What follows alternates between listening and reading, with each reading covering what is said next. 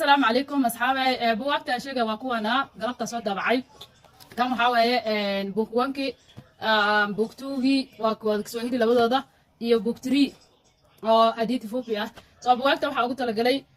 qofka grammar kan uu baranayo Kiswahili grammar ama nahawa lagu dhahaa wuxuu ka saabsan yahay qofka beginner ka lagu tala galay waxa la barayaa alfabetadii waa aragtaa alfabetadii halkaas loogu bilaabaya waxa la barayaa shaqaladii iraab waa la barayaa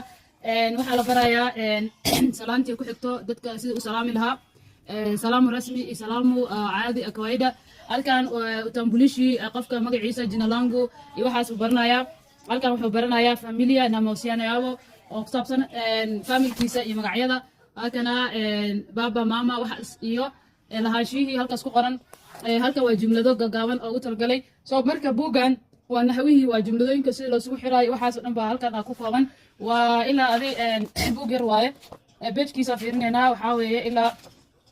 27 page waay ma badno kan asagoo akhrisanaya qofka ama markuu fahmo waxaa sidoo kale asagna uu akhrisanayaa mazungumzo book 2 waaye mazungumzo waxaa la wada hadal laba qof oo wada hadlayso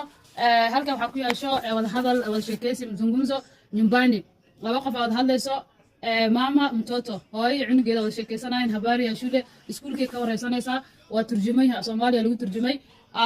erayadana ka soo bixiyay ayagana qoran sidoo kale su'aalo ayuu wataa mazungumzo markii dhamaatay su'aalo la isweydiinaya 6 su'aalooda ka jawaabaysa Soomaaliya kugu qoran yihiin tii labaad waa taasa tii saddexaad iyadana waa taasa nyumbani waaye soo toobigiyada muhiimka oo iska wareysanayo ku diyaariyay iyadana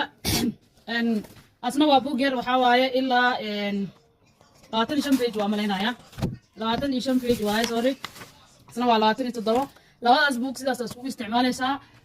waxaa ku xigo hadithi fupi oo ah sheekada iyadana waa sheekooyinka gaaban oo akhris bas loogu talagalay ma turjino soo ma jeedin soo sheekooyinkan waxa lagu beesgaray dhaqanka Soomaaliyeed iyo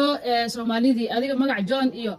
Injeri Injugu waxaas ma fiirnaysa Faatuma akhrinaysa Faadamo waaye magacyada Soomaalida la isticmaalaa sheekooyinkan dhaqankeena iyo waxaas looga sheekeynaya akhriska ayayna ka caawinaysaa ardayda ilaa 15 weeye taas oo akhrisanaysa ereyadaas oo kooban sheeko kasta laga soo bixiyay oo ku anfacayso soo marka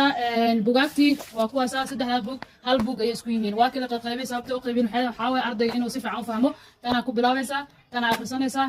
akhrisanaysa hal buug ay isku yihiin qofkii laban waa isugu daraya laakiin ansana u qaabeeysan ana fiican ku haboon mid kale asxaabay baganinka naga daayay gorgortanka buugaagtan si lacag daabacadoodii waxooda waa qaris anigana waa idin fududeeyay 500 aan dhahay abadkaan arkay 500 aan dhahay waa fixed price soo bedelka gorgorin lahayd oo wax iga dhimi waxaas dhigay leedo free use